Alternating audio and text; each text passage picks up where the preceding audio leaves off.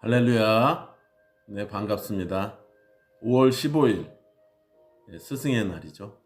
수요일 새벽 기도를 하나님 앞에 올려드리도록 하겠습니다. 오늘 본문 말씀은 누가복음 4장 14절에서 15절 말씀입니다. 어제와 똑같은 말씀이에요. 제가 봉독하도록 하겠습니다. 예수께서 성령의 능력으로 갈릴리에 돌아가시니 그 소문이 사방에 퍼졌고 친히 그 여러 회당에서 가르치심에 뭇 사람에게 칭송을 받으시더라. 아멘. 오늘 저와 여러분이 나누고자 하는 귀한 생명의 말씀의 제목은 칭송받는 선생이라는 제목입니다. 먼저 이 땅에 계신 모든 우리의 스승님들께 감사드리고 또 축복합니다. 감사합니다. 우리들도 참 스승님이 없으셨다면 과연 어땠을까? 우리를 잘 가르쳐 주신 그런 스승께서 계시지 않았다면 참 우리는 어떻게 자랐을까? 참 상상하기도 힘든 일인 것 같습니다. 물론 우리의 참 스승 되신 예수 그리스도 최고의 스승이시죠. 네.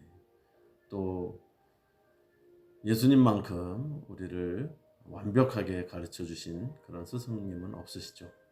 그러나 또 우리의 이 세상을 살아가면서의 여러 스승님들께 감사하는 그런 마음, 교회에서는 또 목사님, 학교에서는 선생님, 또 사회로 나가보면 여러 지도자들과 그런 모든 분들, 우리 주변에 있는 모든 분들이 사실은 우리의 스승님이 될 수 있죠.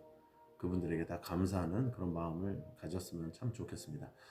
오늘 어제와 똑같은 본문을 가지고 우리가 나누고자 하는 그런 은혜는 바로 이제 예수님에 대해서 우리가 배우고 우리가 그 예수님을 통해 우리는 어떻게 되어야 될 것인가, 우리는 어떻게 칭송받는 선생이 되어야 할 것인가를 다시 한번 다른 각도로 또 살펴보기를 원합니다. 예수님께서는 세례를 받으신 후에 성령의 이끌림으로 이제 40일간 금식을 하시고 또 기도하시고 이후에 시험을 받으셨지만 모두 이기셨습니다. 그리고 성령의 능력으로 돌아와서 친히 그 여러 회당에서 또 가르치셨습니다. 성령의 능력으로 하나님의 말씀을 잘 가르치셨습니다. 죄송합니다. 그리고 뭇사람들에게 칭송을 받고 있습니다. 그 누구도 인정하지 않을 수 없고 그 누구도 거부할 수 없는 성령의 감동, 감화를 받은 그런 복음의 말씀이었습니다. 그러하기에 그 성령의 감화된 그 복음의 말씀을 듣는 많은 사람들은 기쁘지 않을 수가 없었던 것입니다. 아무리 죄인이라고 해도 말입니다. 하지만 정말로 궁금한 것이 이 시점에서 그러함에도 불구하고 이 하나님의 아들 예수 그리스도의 말씀을 듣고도 감화받지 못하고 기뻐하지 못하는 사람들은 과연 무엇일까요? 사실 그 마음을 좀 헤아리기가 어렵죠. 왜냐하면 두렵기 때문입니다. 왜냐하면 우리도 분명 성령의 능력으로 말씀을 가르치는 예수님의 편에 있어야 되는데 그렇지 않은 편에 있을 수도 있기 때문에 두렵습니다. 우리는 말씀을 묵상하면서 자연스레 당연히 예수님을 칭송하는 그런 사람들 가운데 있다고 생각을 합니다. 하지만 진실로 성령의 능력 가운데 계신 그 예수님을 올바로 깨닫고 예수님의 말씀 가운데 기뻐하며 칭송하고 살아가고 있는지 한번 점검해 볼 필요도 있겠습니다. 우리의 삶 가운데 정말 그런지 내가 입으로만 혹시 머리로만 그렇게 생각하고 믿는 것은 아닌지 우리가 돌아봐야 할 필요가 있다는 말씀입니다. 말씀 가운데 예수님 가운데 또 그 편에서 온전히 서 있는 게 정말 내가 그러고 있는지 정말 중요한 말이잖아요. 물론 믿음은 그 누구에게도 뒤지지 않은 것처럼 이렇게 말하면서 살지만 삶 가운데의 우리의 모습들은 진정 하나님의 말씀 가운데 그 말씀대로 살고 성령의 인도하심에 따라 살아가고 있는 것이 맞는가, 그런 싶은 경우가 정말 종종 있고 실제로 많습니다. 세상과 등지고 하나님의 편에서 또 하나님을 경외하며 경배하며 그렇게 살고 싶은데 마음 같지 않을 때가 너무나 많습니다. 하나님의 백성으로 당연한 삶인데도 불구하고 그렇지 못할 때가 많다라는 것은 우리가 정말 말씀을 읽으면서 묵상할 때 너무나 그것을 당연하다 이렇게 생각만 할 것이 아니라 다시금 우리는 진정 예수님을 칭송하며 또 예수님이 전하시는 그 복음을 온전히 믿고 그 편에서 서 있는지 점검하고 확인해 봐야 할 것입니다.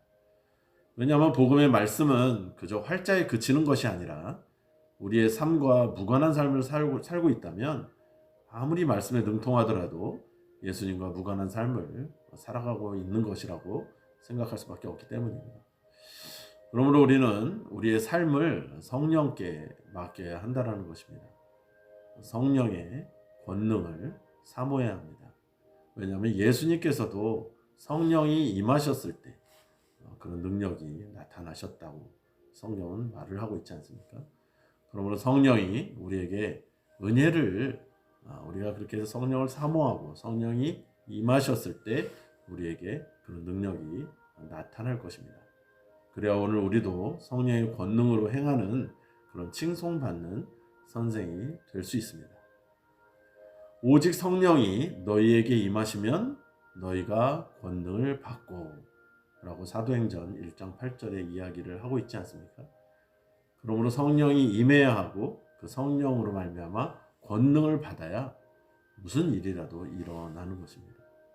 그러므로 그렇게 권능이 임할 때에 예루살렘과 온 유대와 사마리아 땅끝까지 이르러 하나님의 증인이 된다고 말씀하셨던 것처럼 우리가 하나님의 증인이 되려면 성령의 권능을 입지 않고는 불가능한 일인 것입니다. 칭송받는 선생님이 되고 싶습니까? 예수님을 닮고 성령의 충만한 삶을 살아야 할 것입니다. 기도하겠습니다. 하나님 감사합니다.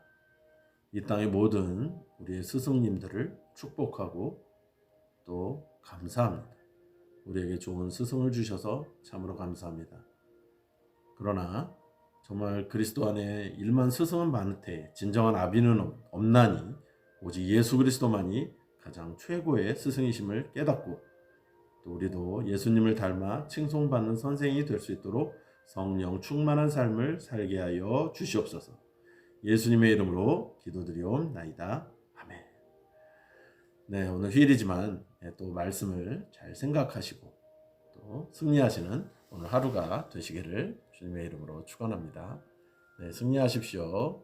모든 스승님 축복하고 축하합니다. 감사합니다. 샬롬.